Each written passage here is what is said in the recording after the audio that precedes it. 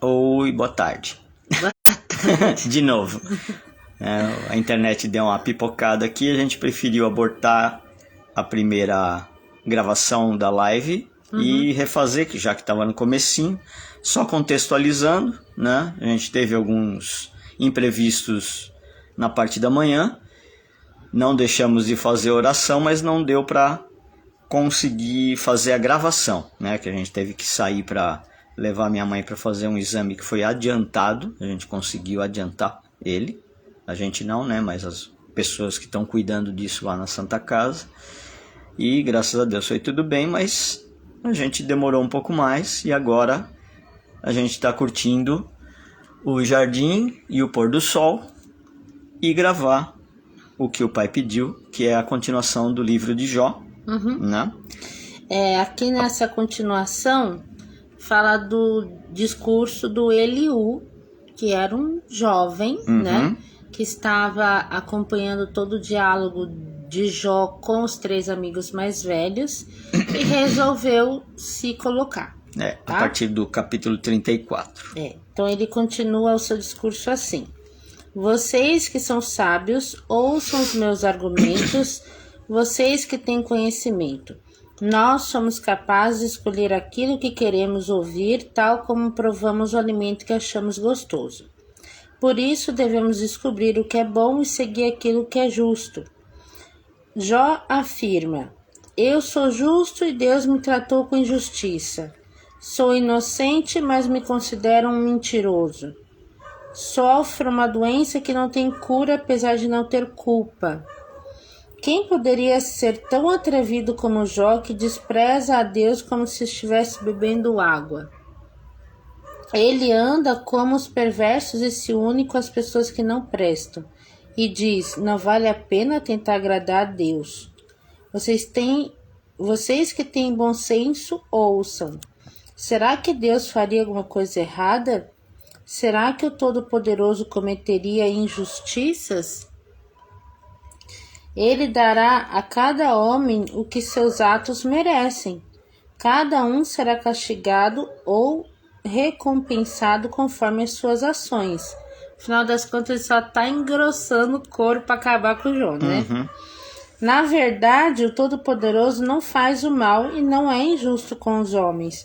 E, de novo, tudo que ele está falando é uma verdade. Ele está falando sobre Deus, sobre as características de Deus. Ocorre que, nesse caso, Jó não estava questionando, falando, Deus é injusto. Ele só estava falando assim: pai, alguma coisa está errada, porque eu sou inocente. Ele queria compreender o que estava acontecendo depois dele andar a vida toda certinho, né, ou o máximo certinho possível, e de repente, de uma hora para outra, ele perder tudo, família, ficar doente e tal, e querer simplesmente só descansar e morrer e não tá nem conseguindo isso. Então, qual o ensinamento que o Senhor quer que eu aprenda com isso tudo, Pai? Né? Ele continua: além disso, quem entregou o poder para ele? Ele sozinho domina a terra e governa o universo. Que seria de nós se Deus retirasse o seu espírito e o seu sopro? Toda a humanidade morreria num instante e o homem voltaria novamente ao pó. Portanto, se você é sábio, ouça bem o que vou lhe dizer. Como Deus poderia governar o universo se ele odiasse a justiça? Então, por que você acusa aquele que é justo e poderoso?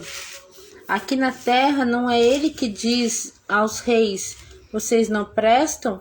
E aos príncipes: vocês são desonestos? Ele não mostra parcialidade para com as pessoas que estão no poder, nem favorece os ricos em detrimento dos pobres, visto que todos foram criados por ele. O homem morre de repente, em plena noite, sem poder resistir às forças da morte.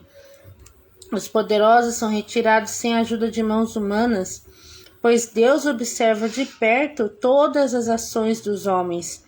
Ele vê todos os seus passos. Não existe lugar, por mais sombrio que seja, onde os que fazem o mal possam se esconder de Deus. Deus não precisaria observar a vida do homem por muito tempo para levá-lo a julgamento. Sem fazer alarde, ele destrói os poderosos e coloca outros em seu lugar, porque já conhece as ações desses homens e assim manda um castigo pesado que os esmaga durante a noite. Deus castiga os poderosos por causa da sua impiedade diante de todo o povo, porque se afastaram dele e se recusaram a obedecer às leis divinas. Eles fizeram os necessitados gritar diante de Deus, e ele ouviu o clamor deles e os atendeu. No entanto, Deus se calar, quem poderá condenar? Se Deus se calar, quem poderá condená-lo? Se esconder o seu rosto, quem poderá vê-lo? Ele domina sobre homens e nações para evitar que o perverso domine e não engane o povo. Talvez alguém diga a Deus: sou culpado, não vou mais pecar. Se ainda há algum pecado escondido em minha vida, mostre-me e eu nunca mais voltarei a fazer isso. Quanto a você, não deve pensar que por isso pode escolher sua recompensa e tomar as decisões em lugar de Deus. É você, Jó, que deve dizer, não eu. Diga-nos o que está pensando. Qualquer pessoa de bom senso e sábio que me ouve me declara: Jó agiu sem sabedoria. O que ele diz não faz sentido. Ah, se Jó sofresse o castigo mais severo, pois falou contra Deus da mesma maneira que falam os pecadores rebeldes. Aos pecados você acrescenta rebeldia. Você menospreza Deus na nossa presença e não para de falar contra ele. E Eliú continuou. Ele vai levar uma bronca, gente, que vocês não têm noção. Você acha certo dizer não pequei e serei absolvido por Deus? E você ainda pergunta: que vantagem eu tenho se não pecar? Vou lhe dar uma resposta a você e a seus amigos que estão com você. Olhe para cima e veja o céu imenso. Você acha que o seu pecado seria capaz de incomodar o Deus lá do alto? Por mais que você peque, isso não prejudicaria Deus. Se você for justo, o que você dará a ele? Que benefício dará a Deus? Os seus pecados só podem prejudicar as pessoas, seus semelhantes, e a sua justiça só afeta os filhos do homem. Os homens, quando são perseguidos, gritam por socorro debaixo do peso da exploração dos ricos. Eles imploram por libertação do braço dos poderosos. Mas ninguém procura a ajuda de Deus, perguntando: onde está Deus? O meu Criador, aquele que inspira canções durante a noite e nos ensina pelos animais da terra e nos faz sábios através das aves no céu. E quando pedem ajuda a Deus, ele não responde, porque os pecadores, em vez de pedir humildemente, exigem com o coração cheio de orgulho. Não, Deus não ouvirá os pedidos de um coração orgulhoso. O Todo-Poderoso não lhes dá atenção. E você, Jó, mesmo dizendo que não vê Deus em ação, fique sabendo que seu problema está sendo tratado por ele. Por isso, confie em Deus e seja paciente. Não se desespere, porque Deus ainda não castigou os culpados e está esperando para punir as muitas maldades dos homens. Suas palavras contra Deus, Jó, foram palavras vãs. Você falou muito, porém não sabe o que está dizendo. Eliú continuou seu discurso. Tenha um pouco mais de paciência, e eu lhe mostrarei outras razões que provam que Deus está certo.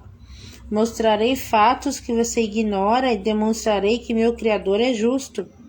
O que vou lhe falar é a pura verdade, pois tenho perfeito conhecimento desse assunto. Mesmo se... É engraçado, as pessoas falam daquilo que elas são, né? Mesmo incluindo a gente aqui, viu? Mesmo sendo Deus poderoso, ele não despreza ninguém. Ele compreende perfeitamente a natureza humana. Ele castiga duramente os perversos, mas trata com justiça os pobres. Ele observa a vida dos injustos e deixa que governem como reis, e os recompensa para sempre.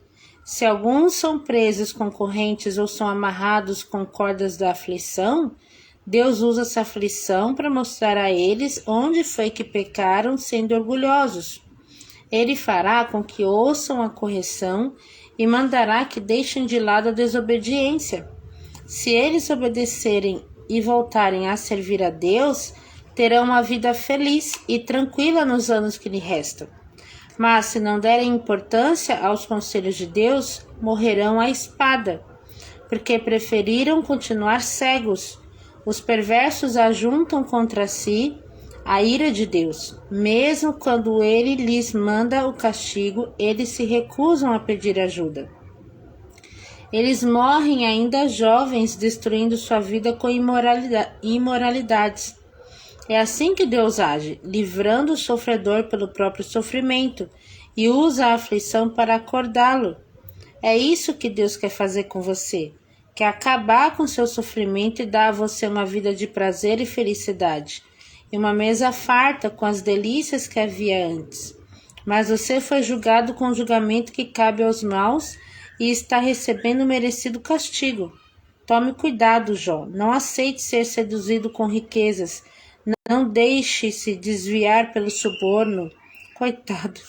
Você pensa que chorando muito e lamentando a sua sorte seria capaz de fazer Deus acabar com seus sofrimentos? Não fique desejando a noite quando as nações são destruídas. Cuidado também com a ideia de que é melhor ser perverso porque os perversos não sofrem o que está sofrendo. Lembre-se de que Deus é grande e muito poderoso. Ninguém sabe ensinar como Ele. Ninguém pode dizer a Ele o que fazer ou condenar suas ações, dizendo: o Senhor agiu mal. Você deve isto sim, dar glória a Deus pelas coisas que Ele fez, admiradas por todos os homens. Sim, todos os que percebem as obras de Deus ficam admirados, mesmo de lugares distantes. Deus é tão grande e maravilhoso, não somos capazes de compreendê-lo. Ele é eterno e ninguém pode calcular os anos da sua existência. Deus faz a água subir da terra em forma de vapor que se transforma em chuva, que as nuvens despejam em grande quantidade sobre o homem e a terra. Quem é capaz de entender como as nuvens se formam e se espalham pelo céu? Quem pode explicar a formação dos raios e trovões? Deus forma os relâmpagos junto com as nuvens. Com o vapor que sobe do oceano, ele forma as nuvens e se esconde atrás delas. Com esses elementos da natureza, ele governa os povos da terra e lhes fornece comida à vontade. Usa os relâmpagos como lanças para castigar seus inimigos. O trovão anuncia a tempestade, até o gado sente a sua chegada. Diante disso, meu coração bate mais depressa, como se fosse pular para fora do peito. Ouça o trovão, escute a poderosa voz de Deus. O barulho do trovão se estende por todo o céu, e o relâmpago ilumina a terra de uma extremidade até a outra. Depois do relâmpago ouve-se o trovão. Ele troveja com a sua voz majestosa, e logo em seguida outro relâmpago e novo trovão. Deus mostra o seu maravilhoso poder no trovão. Ele faz coisas maravilhosas que nunca poderemos compreender. Ele ordena a neve, caia sobre a terra, e a chuva, caiam fortes pancadas de chuva. Quando isso acontece, os homens precisam parar de trabalhar. É uma oportunidade que Deus dá aos homens de reconhecer a sua obra. Os animais procuram as cavernas e tocas para se esconderem. Ele faz os ventos quentes soprarem do sul e traz do norte os ventos frios. Deus sopra e a geada cai. Os rios e lagos ficam congelados. Ele carrega as nuvens de vapor d'água e elas lançam os relâmpagos. Segundo o seu plano, Deus espalha as nuvens pelo céu para fazerem o que Ele quer por toda a terra. Ele usa as tempestades como castigo, quando é preciso, ou então para mostrar o seu amor regando a terra. Ouça com atenção esses fatos, Jó. Pense bem e procure entender as maravilhas de Deus, Por acaso você pode compreender como Deus controla as nuvens e como ele faz brilhar os relâmpagos? Você pode entender como Deus mantém as nuvens suspensas, para citar uma das maravilhas que ele faz em sua perfeita sabedoria? Você é capaz de entender por que sua roupa fica quente quando sopra o vento sul e como a terra fica amortecida? Por acaso você ajudou Deus a entender o céu, a estender os céus brilhantes como espelhos de bronze? Se você se considera tão sábio, mostre-nos como podemos nos comunicar com Deus. Estamos cercados pelas trevas e não podemos falar com Ele. Tá bem enganado esse rapaz. Você disse que gostaria de falar com Deus pessoalmente. Eu não me atreveria a fazer isso. Qual é o homem que deseja ser destruído vivo? Se nós não podemos olhar diretamente para o sol, quando brilha num dia bem claro, muito menos podemos ver Deus em sua glória maravilhosa, mais brilhante que o ouro puro. Não podemos compreender o Todo-Poderoso. Ele é muito poderoso, mas nem por isso deixa de ser justo e tratar os homens com justiça, e não oprime ninguém. Não é sem motivo que os homens obedecem e respeitam a ele. Além disso, nem o mais sábio dos homens pode pressionar Deus. Aqui acaba o discurso de Eliú, né?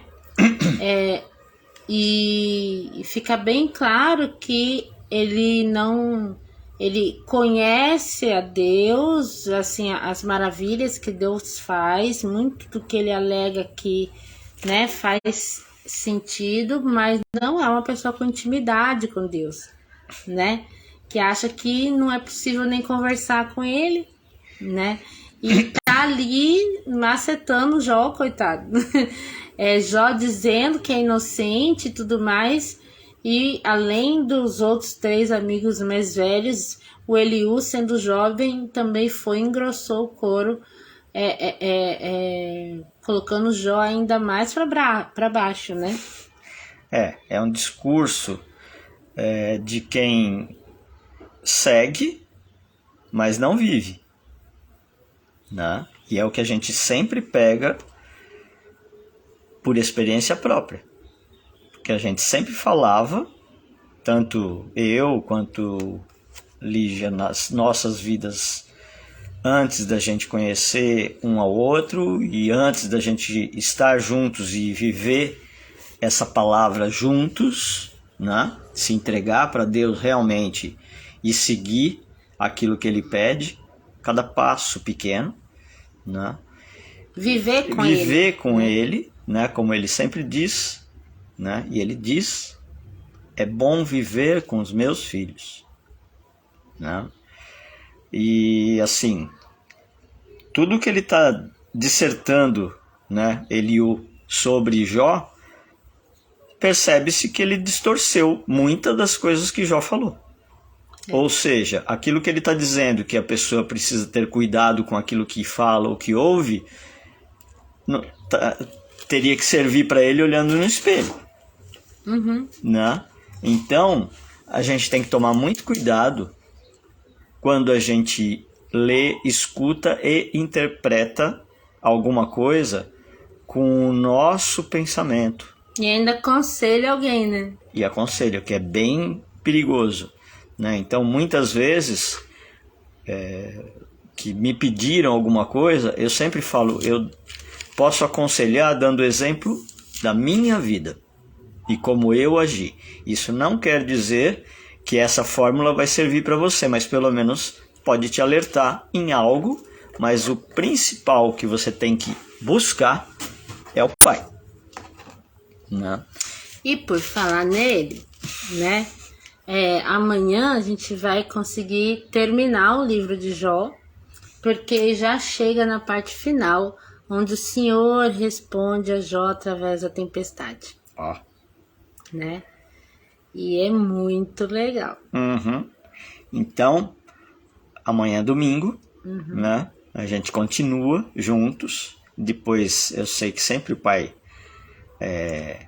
guarda presentes para nós. Salvo imprevistos, vai ser na parte da manhã. né? Mas acredito que o domingo é tranquilo, apesar do sábado ser sagrado, né? Isso a gente está começando a viver também de final do ano para cá, né? Então, muitas das mudanças que estão acontecendo nas nossas vidas é por esta escolha que o Pai nos colocou. Ele sempre é muito carinhoso na forma de colocar e dizer: a escolha é livre, mas a minha palavra é reta. E a colheita é obrigatória. Então, o que vocês escolherem eu vou aceitar, mas a consequência cada um colhe. Então, quando ele fala: o meu sábado é sagrado, independente do que o homem ao longo do tempo distorceu o que eu coloquei por escrito lá nas tábuas, né? O sábado é sagrado. E uma coisa que é importante a gente deixar aqui sobre esse assunto é que é o seguinte: que nem nós frequentamos a igreja metodista, que não guarda o sábado, tá? Agora,